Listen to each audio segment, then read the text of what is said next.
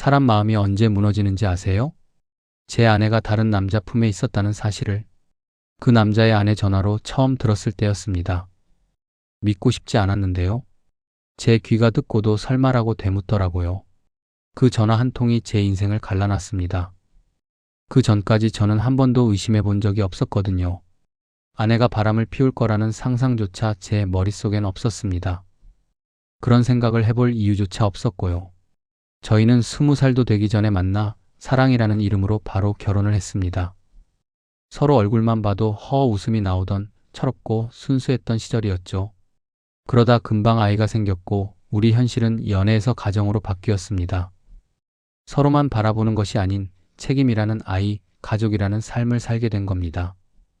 아내는 늘 나는 엄마로 사는 게 꿈이었어 라고 말하곤 했습니다.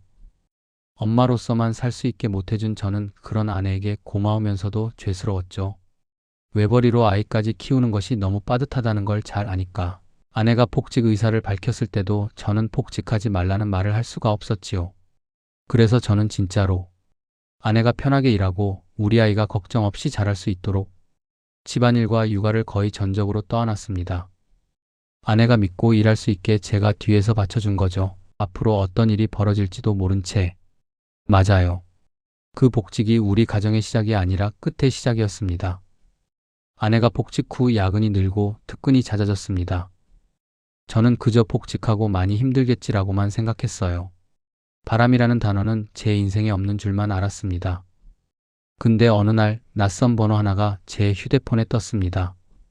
받자마자 들려온 첫 문장은 이거였어요. 혹시 당신 아내, 제 남편이랑 같이 있는 거 아세요? 순간 숨이 턱 막히더라고요. 제가 모르는 이야기를 다른 사람이 너무 차분하게 들려주고 있었습니다. 처음에는 아내에게 물어보니 당연히 아니라 했습니다.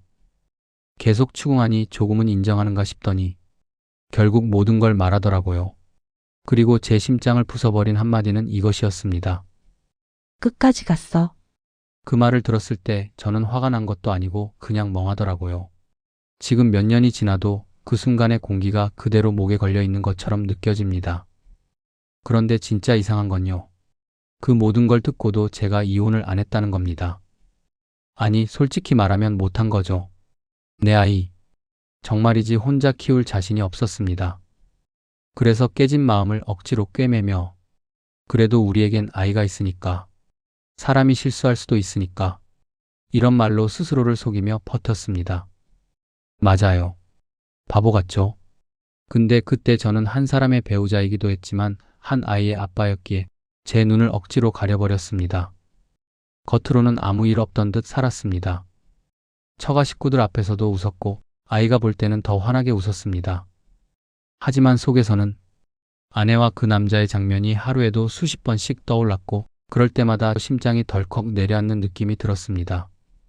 어디에 이야기할 곳도 없고 털어놓을 자신도 없고 혼자서 모든 감정을 삼켜가며 버텼습니다.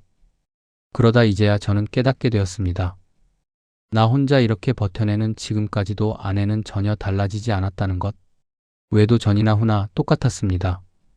저는 부서져 있는데 아내는 아무렇지 않은 듯 살아갔고 그 모습이 저를 더 미치게 만들었습니다. 그러다 어느 순간부터인지 모르겠지만 제 말투는 점점 냉해졌고 아내와 같은 공간에 있어도 기분이 따뜻해지는 순간이 단 1초도 없게 되었습니다. 그래서 며칠 전 정말 마지막이라는 마음으로 말했어요. 나 혼자 상상하면서 아프지 않게 해줘. 싸워도 좋으니까 도망치지 말고 나랑 대화하자. 부부가 아니어도 부모로서라도 남자. 이 말은 사실 결혼 내내 해왔던 말입니다. 하지만 마지막으로 한 번 더 얘기해 보았습니다. 우리 아이를 위해서라도. 그런데요. 아내의 대답은 너무 단호했습니다. 나도 지쳤어. 아무리 노력해봐도 내 성격은 안 바뀔 거야. 그러니까 이제 이런 말하는 것도 싫어. 순간 깨달았어요.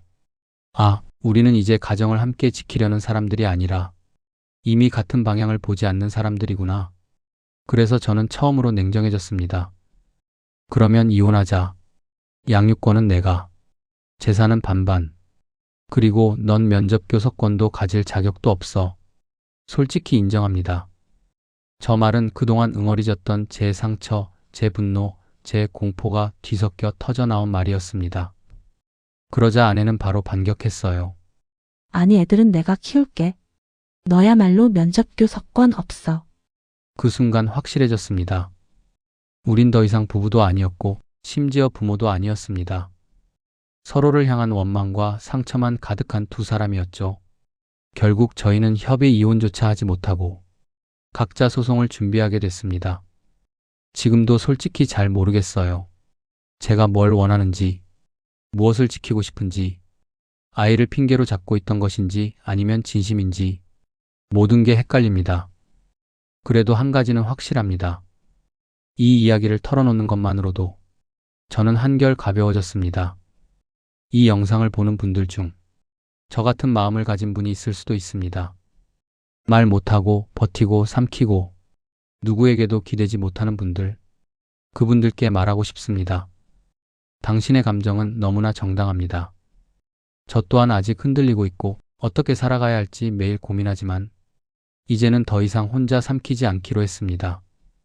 당신이 제 이야기를 들어준 것만으로도 제 마음 한구석이 조금은 가벼워진 것 같습니다.